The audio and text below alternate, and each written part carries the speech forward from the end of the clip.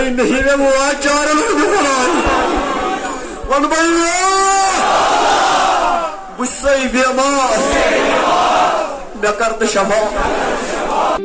حضرت شیخ المشائخ مولانا پیر غلام حسن صاحب صدیقی اواسی سہروردی کی 10ویں یوم وصال کی تقریب کے موقع پر ہزاروں کی تعداد میں عقیدت مندوں نے اشمقام میں شرکت کی اور ساتھ ہی ساتھ مرحوم کے لیے مغفرت کی دعا کی ہے. اس موقع پر دور دور علاقوں سے ہزاروں کی تعداد میں لوگ آئے اور اس پروکار مجلس کو کامیاب بنایا. اس موقع پر ڈاکٹر سمیر شفیع صدیقی صاحب نے اجلاس کو خطاب کرتے ہوئے تمام امت مسلمہ کے لیے دعا کیا. ساتھ ہی ساتھ جتنے بھی پیر و مرشد گزر گئے ان کے لیے بھی دعا کیا ہے. اس موقع پر ڈاکٹر سمیر شفیع صدیقی صاحب نے ذرائع ابلاغ کے نمائندوں سے بات چیت کی اور مرحوم کے حوالے سے تذکرہ کیا. مزید دیکھیے ہمارا یہ خاص رپورٹ. بسم اللہ الرحمن الرحیم. آج 17 صفر المظفر کو حضرت شیخ المشائخ مولانا پیر غلام حسن صاحب صدیقی رحمۃ اللہ علیہ کا 10واں یوم وصال ہے، اور اس تقریب کی مناسبت سے آج یہاں پر ان کے محبین، ان کے مریدین جمع ہوئے تھے مجلس ایصال ثواب کے لیے.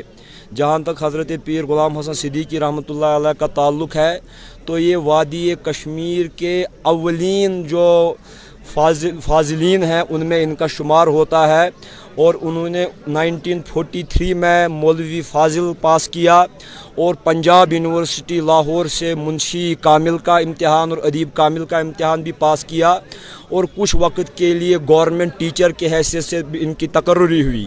لیکن ان کی طبیعت جو زیادہ تر جو زہد کی طرف اور فقر کی طرف آمادہ تھی، تو انہوں نے نوکری سے مستعفی ہو کر کے پھر 40 سال تک اشمقام کی زیارت عالیہ پر تبلیغ دین کے فرائض انجام دیے.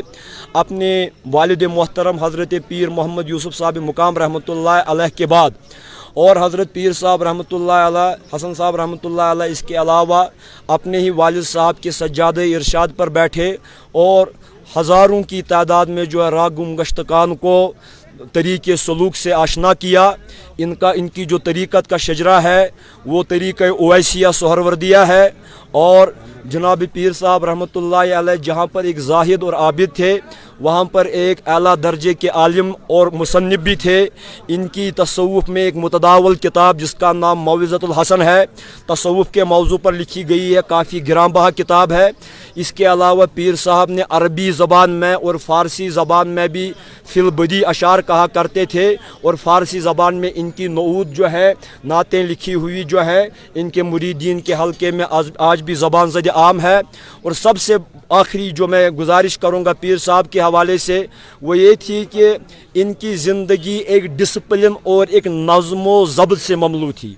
ان کے ہر کام کا ایک مخصوص وقت ہوا کرتا تھا، اور وقت گزرنے کے میعاد گزرنے کے بعد وہ کام انجام نہیں دیتے تھے جو ان کو اپنے کام میں دینا پڑتا تھا.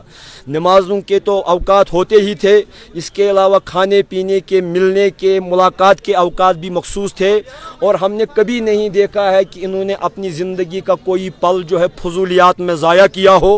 اور ہمارے جو ان کے معنوی اولاد ہیں، صلبی اولاد ہے، ہمیں بھی یہی نصیحت ہے کہ اپنے وقت کی قدر کریں.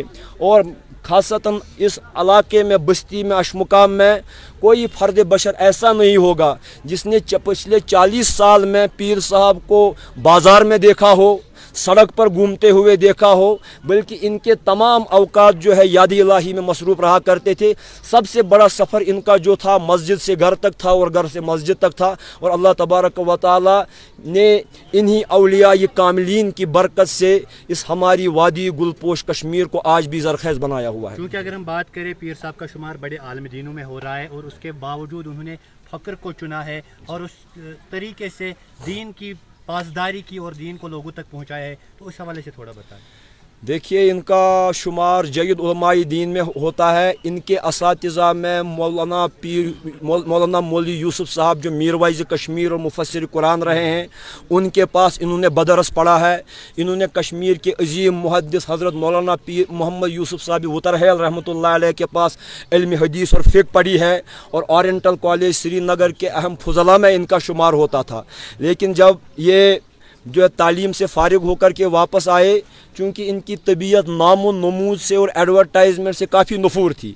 अक्सर औकात पीर साहब जो है जंगलों में, दरियाओं के किनारों पर, गाँव देहात में जो है आम लोगों के साथ बैठकर गुज़र औकात किया करते थे और इस शोहरत तलबी से, शोहरत से काफ़ी नफूर थे। और इनको लगता था कि अगर वो ऐसे जो है लोगों के जमे गफीर में हमेशा रहेंगे तो उससे दिल के अहवाल जो है मुतासिर हुआ करते हैं। और ये अक्सर मौलाना रूमी का एक शायर इनके ज़बान पर होता था, ये फरमाया करते थे, सद किताबो सद वरक दर नार कुन, रोई दिल रा जानिबे दिलदार कुन। हज़ारों किताबें जिनसे इंसान में तकब्बुर आता है, उन किताबों को आग में झोंक दो, बस अपने दिल की लौह को दिलदार की तरफ फेर दो। और इसी जिक्र अज़कार से इनके शब रोज़ ममलू थे। शुक्रिया।